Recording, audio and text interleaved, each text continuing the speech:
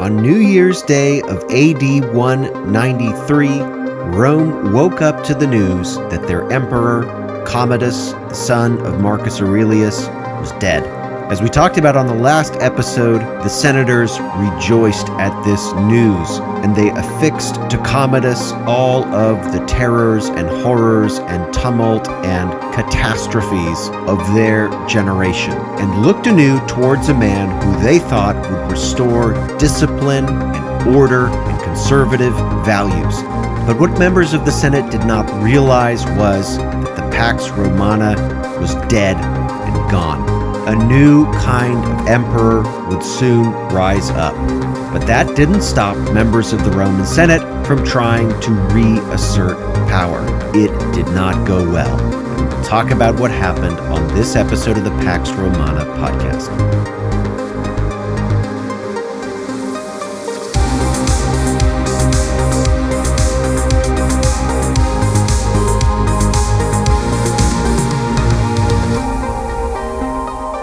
Episode 58, Empire for Sale.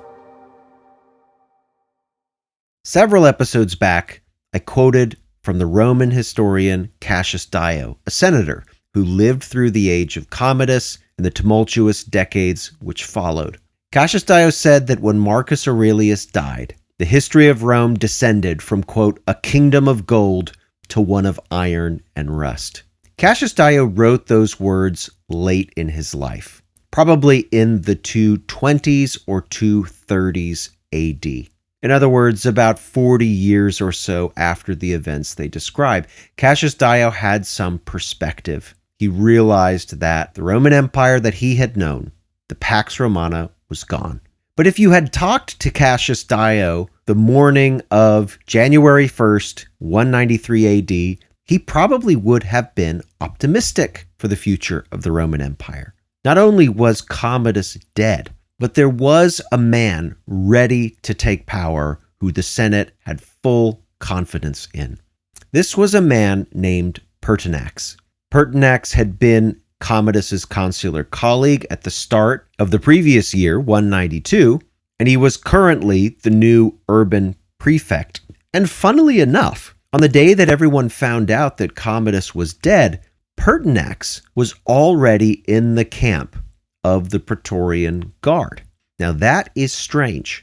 The conspiracy to assassinate Commodus, by nature of being a conspiracy, is still a bit mysterious to us. We know that his mistress Marcia was involved, and one of his trainers, Narcissus.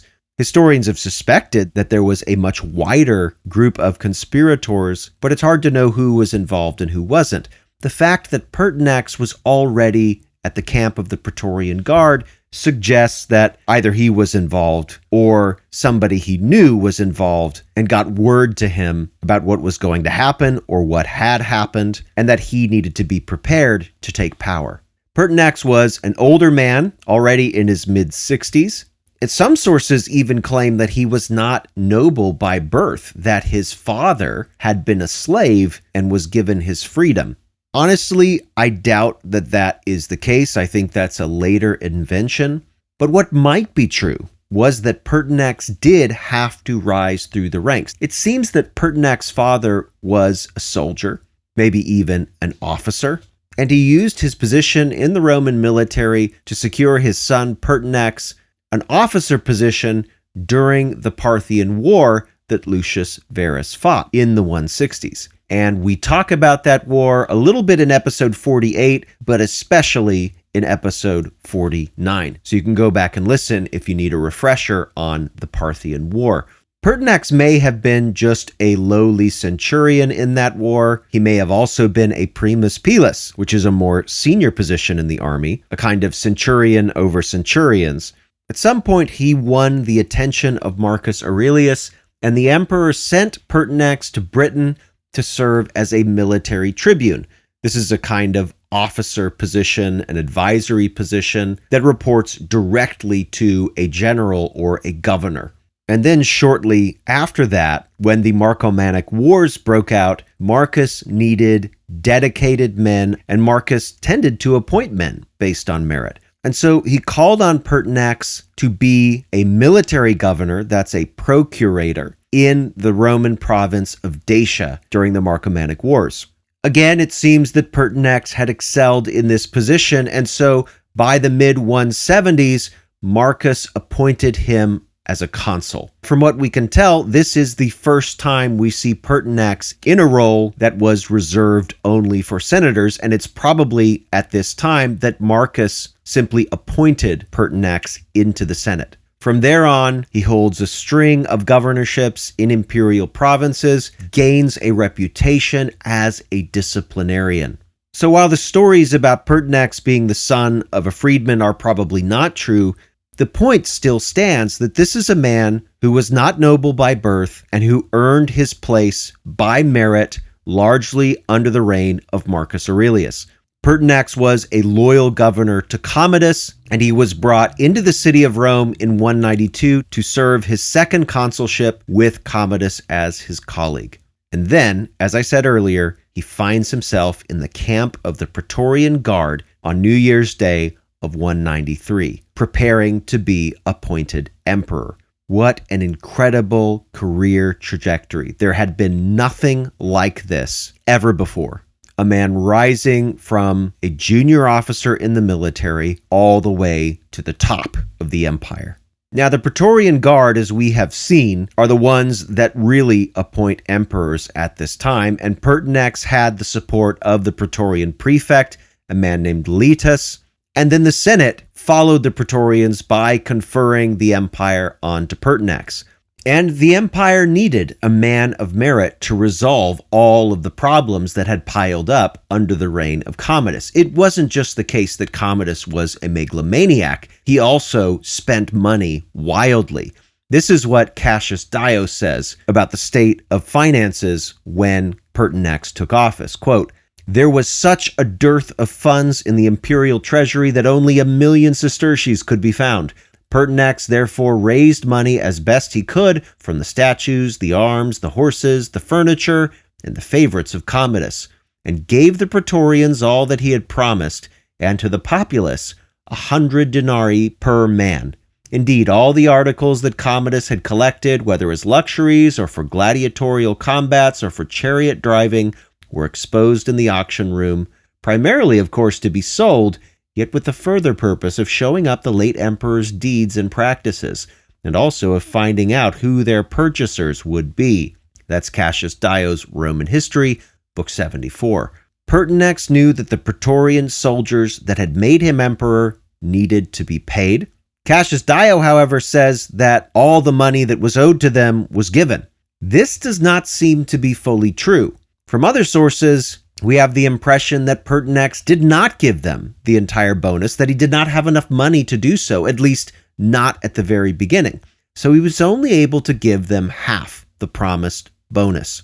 In the meantime, Pertinax sought to restore the purity of the Roman silver coinage, which had been debased a little bit under Marcus, but especially under Commodus, and he restored an 80% silver standard. That also must have cost him some money which he did not have, but Pertinax wanted, apparently, to do things the right way. He wanted to restore integrity to the empire, and that meant restoring integrity to the coinage. Another way that Pertinax tried to raise money was by recalling the bribes that Commodus had paid out to the Germanic tribes who had previously been attacking Rome.